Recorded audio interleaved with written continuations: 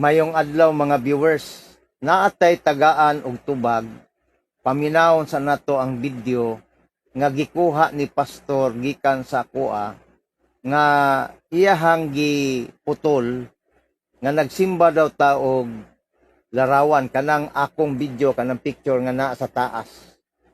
Atong paminawon siya pag human atong tubagon. Sa wakas, umaamin na ang Catholic Faith Defender na ang simbahang Romano-Katoliko ay sumasamba sa rebulto. Pakinggan natin ang kanyang pahayag. Mayong adlaw kanaton tanan mga viewers, mga listeners, naalantay ipaklaro ato ang tagaan og tubag.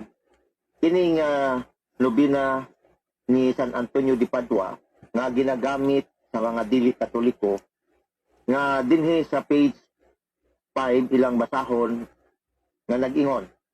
Ang ngalan ni San Antonio gibantog sa tibuok nga Santa Iglesia Katolika ug ang iyang larawan gisimba o ginatahod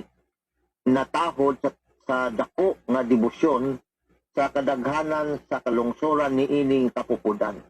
Ang konklusyon nila, so giadmita sa Katoliko nga nagsimba sila og dili Dios kining larawan San Antonio de Padua. Ano naman ang sinasabi ng Diyos na mababasa po sa Deuteronomio, Kapitulo 5, versikulo 8 hanggang 9, na huwag kang sasamba sa kahit anumang rebulto o larawan.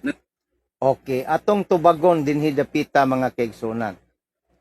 Nakadungog lang siya niining atong gibasa nga nay terminong simba, iyahada yung gi-assume nga nagsimba ang Katoliko og larawan ni San Antonio de Padua nga ang termino niya o ang pasabot niya nga simba ingon nga Dios. Ato nang gipahayag kung wala lang niya putla ang maong video nga ang termino nga simba kun worship adunay tulo ka gitawag konsepto. Una, kining giingon nga latria sa Latin. Pagsimba kini siya o worship ni siya nga para lang sa Dios. Isip siya magbubuhat, isip creator. Ikaduha kining simba nga dulya. Ngambuti pasabot aning dulya mao ang pagtahod. Simba gihapon ang termino ni ini. Ug mao nay sulod ni ini maong basahona. Dili kining giingon nga simba nga konsepto nga giila nga Dios.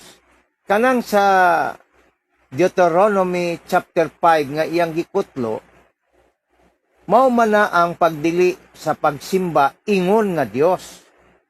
Mao lagi na mga kaigsunan, wala ni mangita og kamatuoran, kundili nangita lang ni siya og kining isyu para dauton ang Katoliko og iyang ipasabot sa iyang kaugalingong interpretasyon nga nagsimba ingon nga Dios ang Katoliko sa mga larawan.